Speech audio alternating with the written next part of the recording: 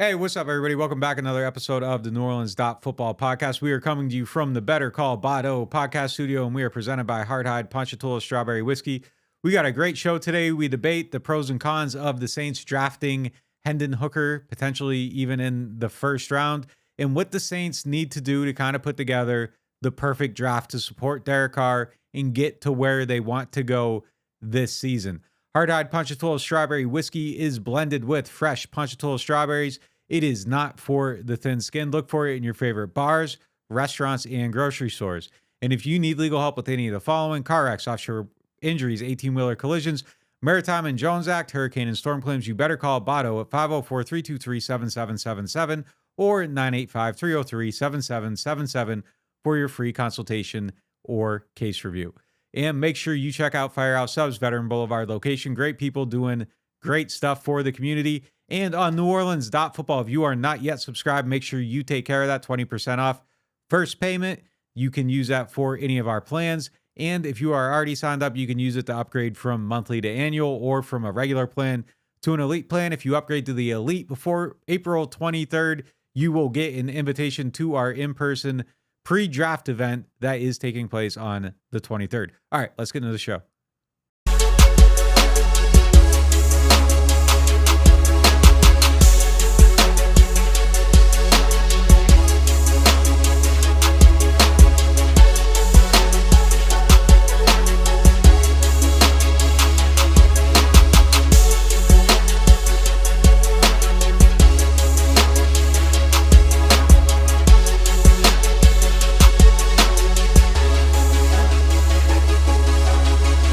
All right, draft season is here. Welcome back. We are now shifting into full-on draft April. mode. It's draft month. This is our first April podcast.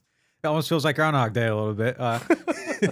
But yeah, no, I'm excited to see what they do. We got a sale going on NewOrleans.Football right now if you aren't signed up yet.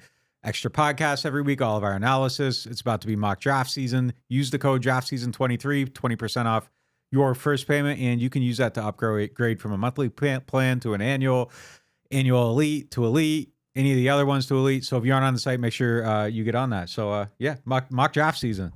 First one Thursday? First one Thursday. Every Thursday till the draft comes? It's almost like we planned it. Right into the first round. All right, so big news today. Hendon Hooker, the Saints are bringing him in for a visit. I know that's been kind of a guy that we've talked about a little bit. He's someone that I know that you like a little bit. Ian Rappaport reported that top 30 visit. So it's interesting that they're going to bring him in. They're going to take a look at him. They're going to put him up on the board. They're going to find out what he's kind of made of. And look, I think it's smart to get to know him. He could be someone they play for a while. Well, look, we it would have been the visit if they hadn't signed Derek Carr. I have no idea what it means. Does that mean they're considering him at 29? Does that mean they're considering him at 40? Does that mean they're considering him at 71? He's one of the bigger mysteries of the draft. There was a report, was it Mike Lombardi? I don't want to put words in his mouth, but didn't some like insider say, I could see him going number 5 overall? That would be kind of ludicrous. But this kind of reminds me of how we didn't have any idea where like Malik Willis and Kenny Pickett and Desmond Ridder were going to go last year, and they went later than I thought. But I really have no idea what Hendon Hooker is going to be. But my first two thoughts on that is, yeah, they better take a look at him. I mean, if we thought he was the only remaining solution, if they hadn't signed one in free agency, then, you know, if they like him, I think it's still worth getting a quarterback long-term. But then there's also the possibility that they might just want other teams to think they like him because they'd probably love to see him go before them if they don't want to draft him. But and maybe they don't even know. The physical they give him will probably be a big part of the evaluation process. I wouldn't love to double dip. I'm going to ask you though, before I get my take off on it, if they double dip, they just sign Carr, they take this guy, how would you feel about it?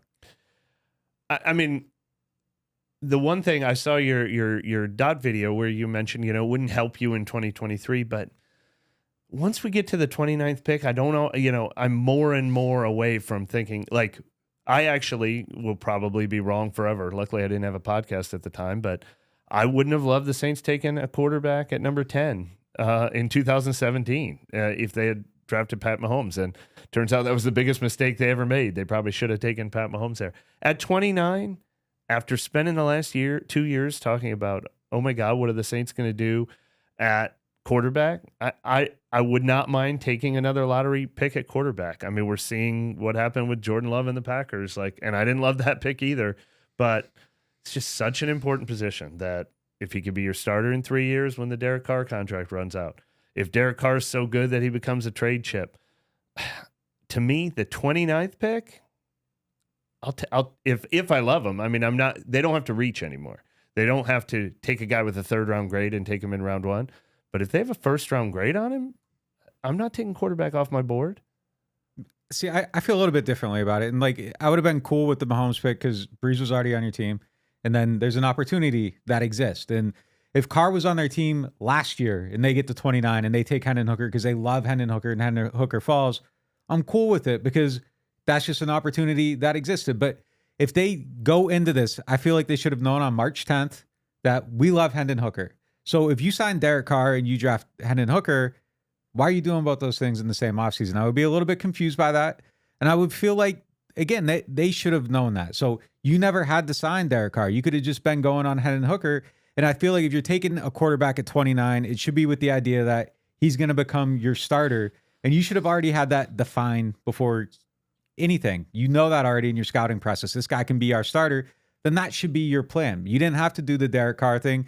So if Hooker's your pick there, I don't understand it. Because you didn't have to take Carr. You could have moved up and got him. You could have kept Jameis Winston and went Hendon Hooker. You could have kept Andy Dalton and went Hendon Hooker.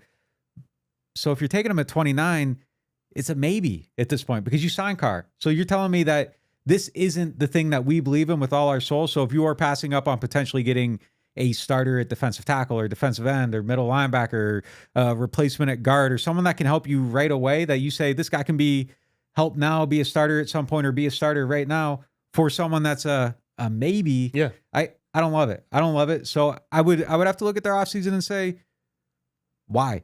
It wouldn't make sense to me because you should have known on March 10th. And if you're figuring out on April 3rd that Hendon Hooker, oh, wait a minute, we were wrong about this guy all along, then you have problems with your scouting process. So something to me would feel like it was off. And I would just feel like that you should have had the Hendon Hooker plan or the Derek Carr plan. Maybe not both, but you never know. I just don't look at the 29th pick that way. If we were talking about the 10th pick, I would say that. If they trade up for Will Levis right after, trade up from 10 to 7 right after they draft Derek Carr, I'd be like, what are you doing? Why didn't you just, if you knew you were going to do that, why'd you do this?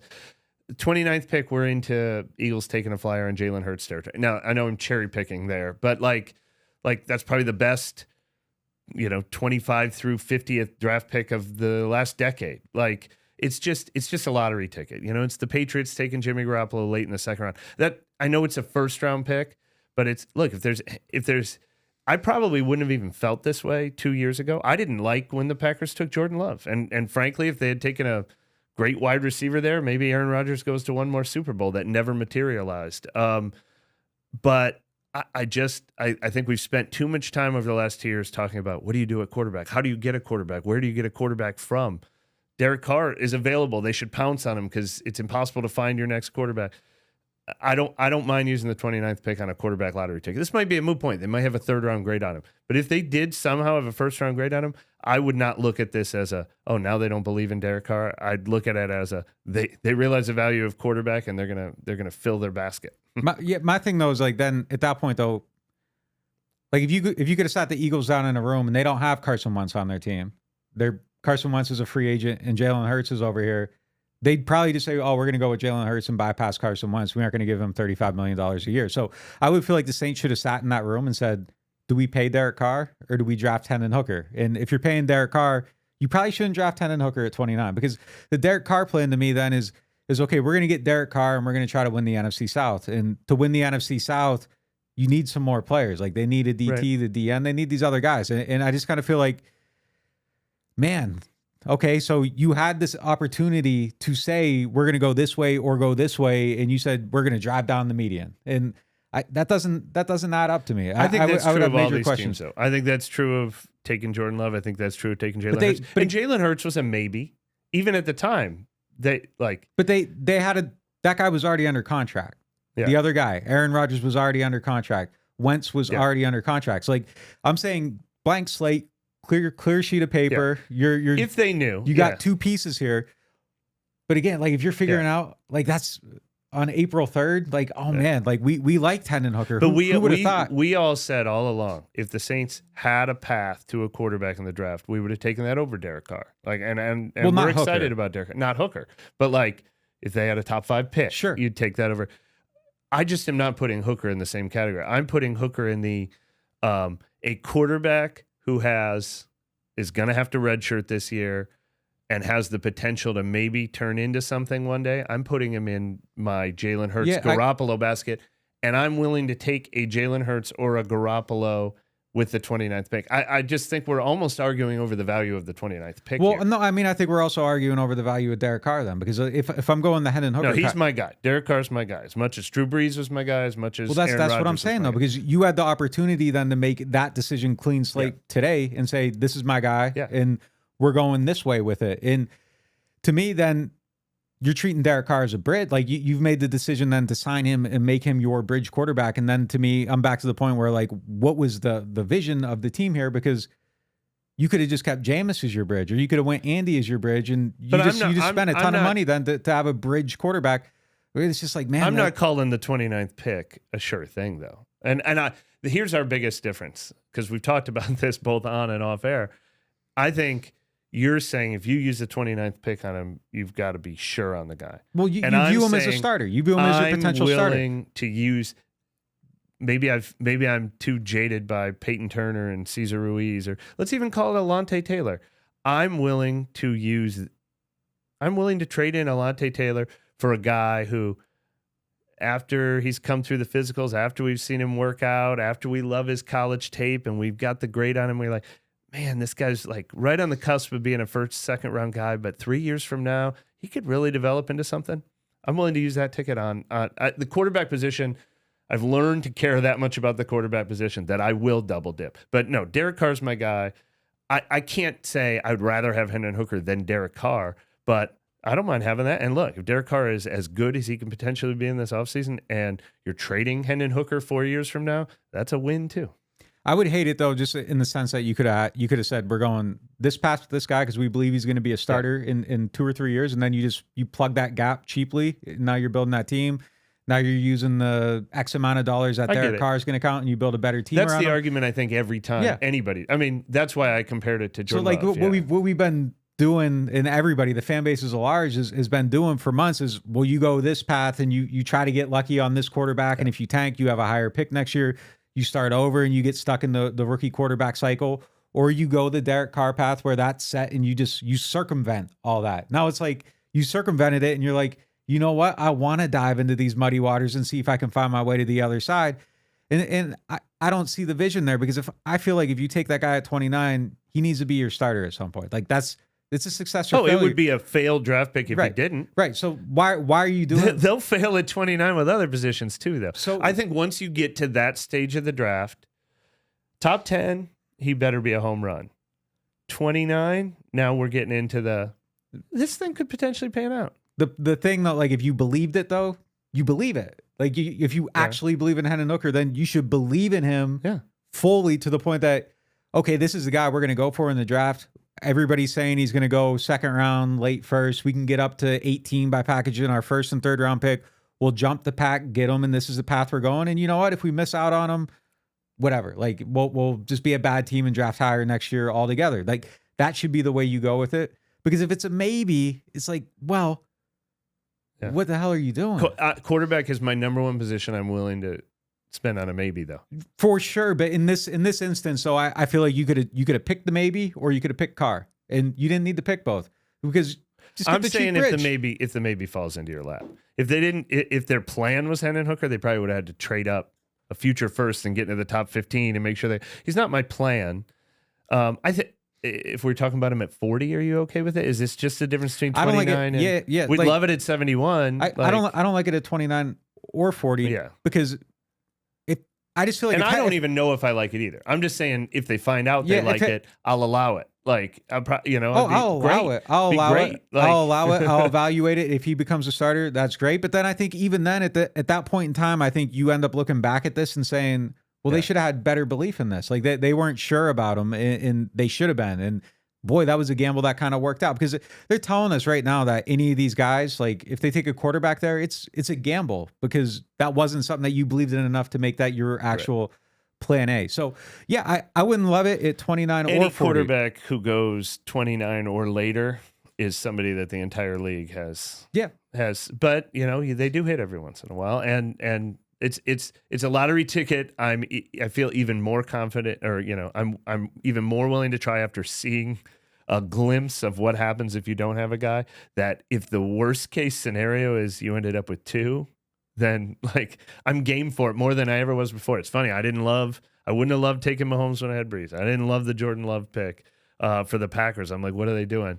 But I've been scared straight. And the funny thing is, I think that this is usually you're usually the take a quarterback every year. It's just you don't want to do it. It's different in round one. I don't even feel like any of those things are comparable to this. Like if they were to take the Aaron Rodgers thing isn't a comp. The Tom Brady thing isn't a comp. The only comp really out there is basically like the Steelers last year. They have no quarterback. They get Mason Rudolph. They take Kenny Pickett. That's a plan that makes sense. Trubisky Pickett. Yeah, Trubisky Pickett. If you go out and you sign Kirk Cousins and draft Kenny Pickett, like I think from a distance, we'd all be looking at that and being like, oh my God, what are they doing? They are completely lost right now. They don't know. They don't have a plan. They didn't have to sign Kirk Cousins. Why are you trying to replace him already? Like it's a clean slate scenario. And it's kind of like, all right, well, which path is better? And then they should have taken that path. But yeah, look, draft at large though.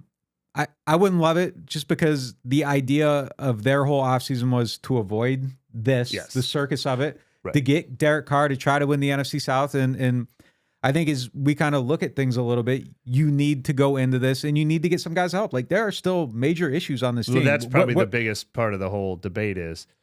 So what are you doing at 29 and 40? Hendon Hooker's gone. Right. Hendon Hooker's gone. What are you doing at quarter? Or if he's not even gone. If whatever. If I'm willing to pass on Hendon Hooker is not an option. What are you doing at 29 and 40? Ideally. Ideally, you go defensive tackle, defensive end.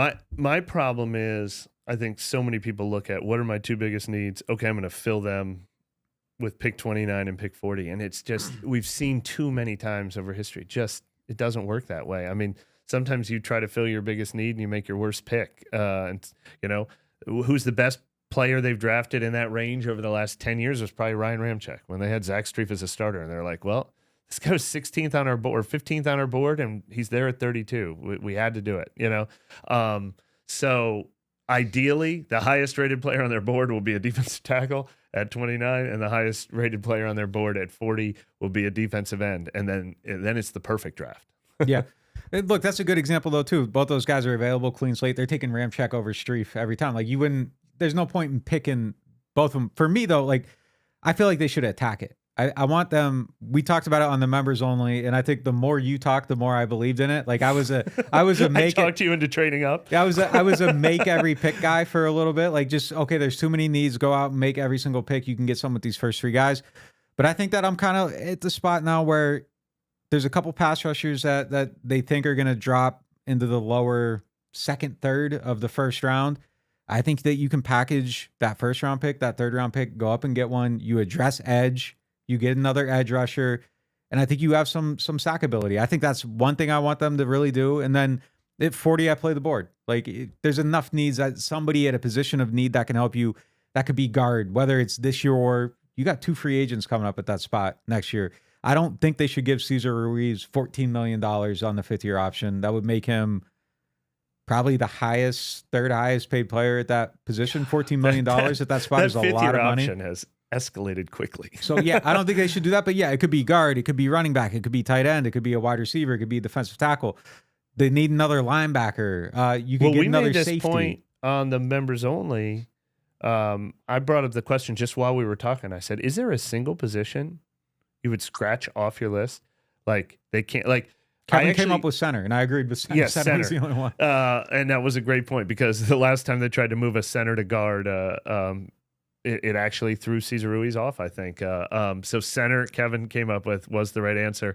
And then, quarterback is what we just debated. When I ranked their offseason needs, I listed corner as their last need because they're pretty well stocked at corner, but you can never have too many of those. Like, there's really not a position that they don't need. And there's a lot that they either need this year or they definitely need next year. Defensive end is a double because they need one this year. They'll eventually need to replace Cam Jordan, linebacker. They'll eventually need to replace Demario Davis. Wide receiver, you want a backup plan for Michael Thomas. I mean, they're you know, it's a roster that needs to get younger, deeper, better. There's concerns across the board. I mean, it could be a tight end.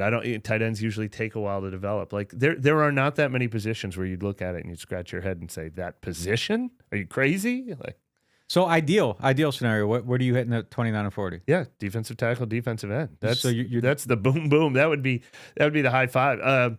And well, let me ask you then, what's the floor if that doesn't happen? Let's say. What do you mean the floor? Oh, what do you do at those positions otherwise? Let's say they go through the draft, they don't get an answer, and if you don't draft, there's not a vet that makes a difference. Like, let's just say they go in the ceiling of what they have at the September 1st is what they have right now on their roster. That's why I wrote an article at the end of last week. I think that 3 technique position is the last remaining must, or the most glaring must on their team. If they do not draft a 3 technique, they have to sign one in free agency. Now, will it be someone special? Not necessarily. Will it be another Nathan Shepard, Malcolm Roach depth, Colin Saunders, a 4th for those guys? I mean, I wish it was somebody who was going to be my lead 3 technique, but that's a must. That position is not, that depth chart is not yet full. They can't field a roster yet. And that, unfortunately, end is where the free agents still exist. Like the May 1st signing of Tyrann Mathieu and Jarvis Landry last year and Jameis Winston last year. So maybe you do it at end. There's so many names, Frank Clark and Bud Dupree and Justin Houston and household names that can probably sign a 1-year, $7 million deal, give you 30, 35 good pass rush snaps. Maybe that means Peyton Turner moves to 3 technique more, or maybe that means Carl Granderson slides inside more in your NASCAR package or something like that. But if they don't get that position filled with a 29 or 40, then I think signing that veteran on May 1st, it becomes an absolute must.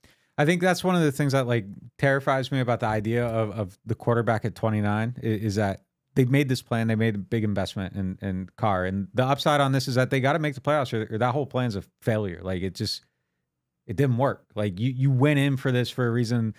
Everything explodes. It's no good. I feel like the one thing that can just undermine that whole entire plan is that if you don't find a way to raise the ceiling on that defensive line. Like, I'm terrified of it. And I'm terrified of that being the thing. Like, I think you can look at it now and say, well, if this thing falls apart, it's because of this. And it just seems so clear and obvious that they aren't done at that spot. Yeah.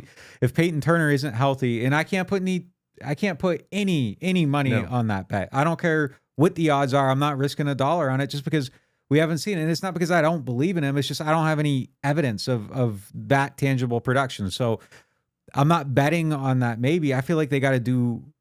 I'm with you. Like, I feel like they need 2. Like, you need those 2. are my top 2. And then, defensive tackle is 1, defensive end is 2 on my And if that's the absolute fail point, the other one is that Alvin gets suspended and you don't have another running back that can add to this. And I think that's probably something that you can still address somehow. I think they got a very good answer for it. And you just Jamal could probably take all the carries and they might be fun for games. Yeah, him and Taysom could probably be a viable option there overall, but. That's another spot though that I look at and I'm like, man, this could be a trouble. So it's a high draft need. Like Pete, last point on that. Pete Werner gets hurt at linebacker.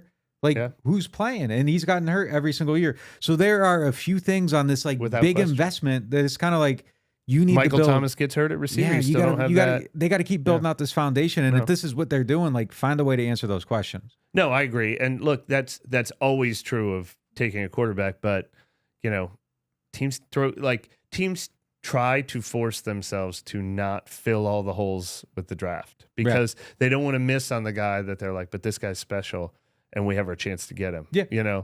Because the holes will be different in 2 years, but at least you got the guy, and so that's all I'm saying about quarterback, but it's certainly low on my list of targeted needs. But yeah, I mean, obviously it's not a targeted need. My only point on the Hooker thing is if he's special now, he should have been special a month ago. And you should have known that.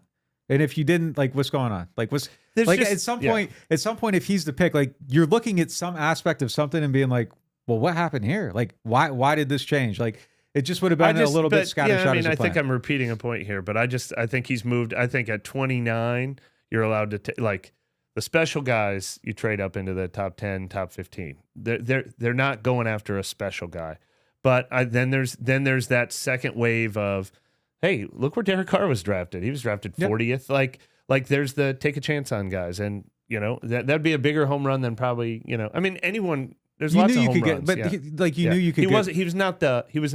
They're not getting anyone at 29 that should have been the plan guy, but there might be a. Let's take a flyer. I just don't hate that idea. I don't disagree with that, and like the Derek Carr thing's true, and the Jalen Hurts thing is true, but repeating my point, and then we'll move off this. Like it's different to me when there is a completely blank slate. Okay, like we like Derek Carr, so we're gonna just take Derek Carr and do something else. No one ever goes into an offseason saying we're going to take our quarterback of the future at 29 or 40. But they might wind up there. That's the conversation the Saints should have been having, though. Is like, okay, we don't have a starter. Did we invest in Derek Carr? Are we okay with Hendon Hooker? Are we okay with the kid from Stanford? Like, what are the pros and cons of these things? And I think for a lot of these teams that, okay, we like Carr. We don't like any of these free agents enough. Like, that's the conversations they should have been having. And I doubt they draft him. And if they do, again, though, like if it's like, well, he climbed up our board late, well, why weren't you on him early? Like there's going to be some aspect of this where it's going to be like, well, what happened here? Like somewhere something didn't go exactly as planned and the vision wasn't as cohesive as it should have been then on March 10th. Like that would be my only point on it. But yeah, I mean, the defensive line scares me. It's the one thing that I keep looking at is we kind of try to project the over-unders like that. What was it? 9.5? Like, that's the one thing. I feel like I'm going to pick this team to go 10-7. Yeah, I mean like that. But they're paper thin so many places. Yeah. If you told me Cam Jordan got hurt, if you told me Alvin got hurt, if you told me Mike Thomas got hurt, if you told me any one of the 5 starting offensive linemen got hurt, Peter DeMario, one or the other. Yeah. Like they're not too deep anywhere. They're not too deep anywhere. Marcus May or Tyron. Yeah, I mean, I take it back. They're too deep at corner. Paulson Adebo being the 3rd if Alontae Taylor gets that starting job, Bradley Roby being the 4th.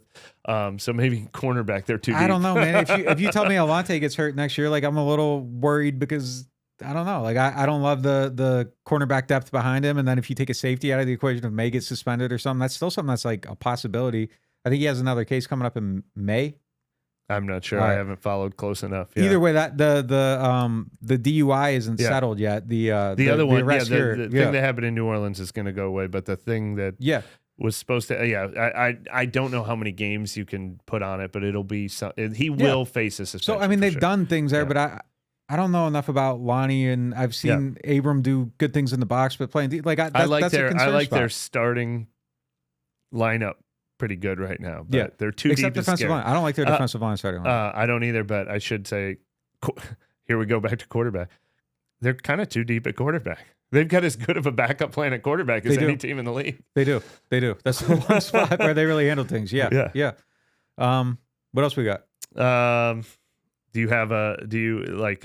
you're trading up in the first round of the draft.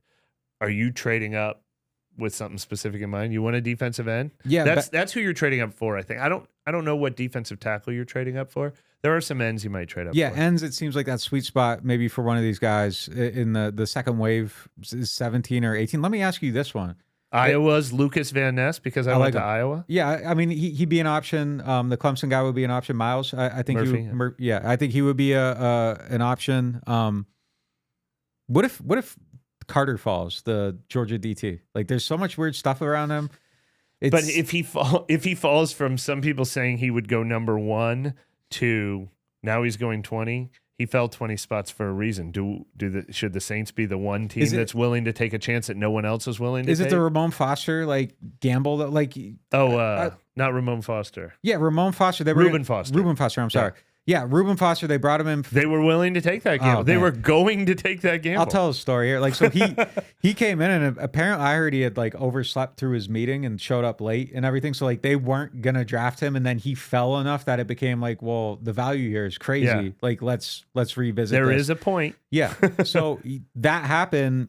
So yeah, I mean, Is there a Reuben Foster equation here where value outweighs It would have been the risk? wrong pick. It would have been the wrong pick. Yeah. Someone like DeMarcus Lawrence was a home run, or Randy Gregory for a couple of years was a home run. I mean, speaking of maybes falling in your lap, like that was the ultimate maybe, like a good player that just couldn't get it together. So is there a scenario? I always think those conversations are funny though for that reason. Like somebody's like, this guy was supposed to be number 1. What if he falls to us at number 20? And I'm like, well, if he fell to number 20, then he's not supposed to be number 1 anymore. He's available for a reason. And where is the edge? When did they fall too far? Randy Moss fell. Warren Sapp fell. Those were home runs. So, when you're in 29, you don't get to have the perfect. You don't have to get this guy's number 1 at everything, and we're so lucky. And he has no injury issues, and he has no off the field issues, and he's the perfect player. And he just so happened to be there at 29.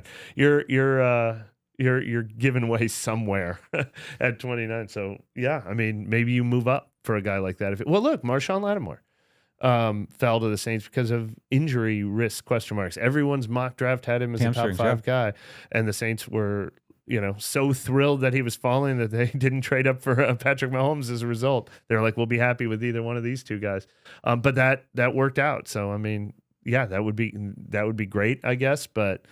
That can't be a plan, So, all right. So if you were a GM and there's like a locked pick in number 1, let's just say his name's Bo and he played quarterback at Nebraska. And the number 1 team. I'm going to trade down, trade up, trade down, trade up. The number 1 team passes on him, and you don't know why. Are you freaked out, or do you believe in your conviction?